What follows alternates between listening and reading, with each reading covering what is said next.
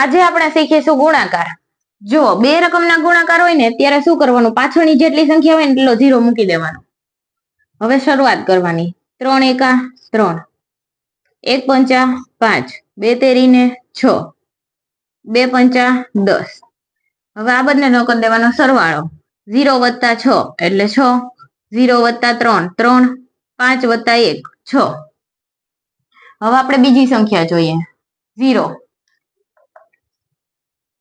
4 એકા 4, 2 એકા 2.